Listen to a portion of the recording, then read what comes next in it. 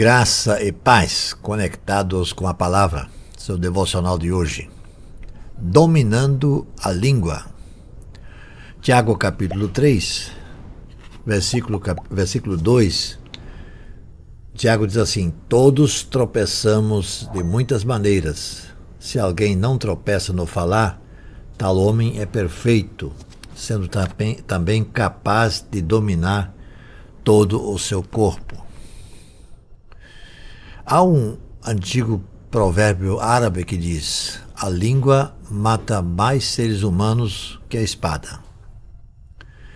A Bíblia também afirma algo semelhante nesse sentido, quando diz a própria carta de Tiago, capítulo 3, versículo 8, a língua, porém, ninguém consegue domar. É um mal incontrolável, cheio de veneno mortífero. Tiago 3, versículo 8. Há uma história, se verídica ou não posso afirmar. Mas a história diz o seguinte: um determinado rei ordenou a um dos seus mordomos que providenciasse uma refeição com o melhor e mais gostoso prato. À hora da refeição, foram servidos vários pratos, todos à base de língua bovina. Acabado o almoço e depois da siesta, o rei solicita que no jantar lhe fosse oferecido a pior iguaria. Solicitação feita, solicitação atendida. Lá estava diante do rei o jantar servido. Novamente, o que era? Língua bovina. O rei ficou surpreso e decepcionado ao mesmo tempo, e quis saber do mordomo como a língua bovina podia ser o melhor e o pior prato ao mesmo tempo. Ao que o mordomo respondeu: é que, de fato, a língua é uma dádiva de Deus para abençoar, mas pode ser usada para amaldiçoar e matar.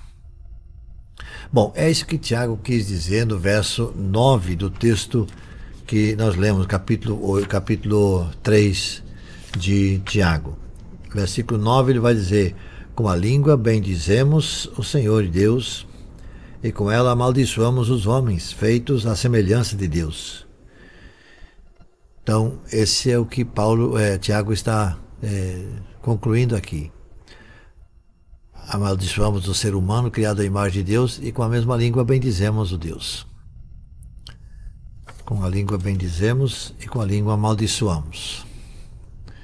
Então, a língua mal usada já destruiu inúmeros seres humanos. A maledicência, as palavras duras, as mentiras inventadas destroem a moral, a reputação, matam o incentivo e o ânimo de muitos dos nossos relacionamentos, seja na família, seja na igreja ou na sociedade na qual vivemos. Então, a sequência do Tiago vai dizer aqui no versículo 10 em diante: da mesma boca não procedem bênção e maldição. Aliás, da mesma boca procedem bênção e maldição. Meus irmãos, não pode ser assim. Acaso pode sair água doce e água amarga da mesma fonte? Meus irmãos, pode uma figueira produzir azeitonas ou uma videira figos? Da mesma forma, uma fonte de água salgada não pode produzir água doce. Ou seja, Tiago vai dizer que é impossível que a língua que abençoa ou a língua que enaltece o nome de Deus também seja usada para matar o ser humano, seu semelhante. Então nós vemos isso na sequência dessa carta de Tiago. Aliás, a carta de Tiago, capítulo 3, especialmente, nesse aspecto, nesse quesito de domínio da língua, deve ser lido e relido e colocado em prática.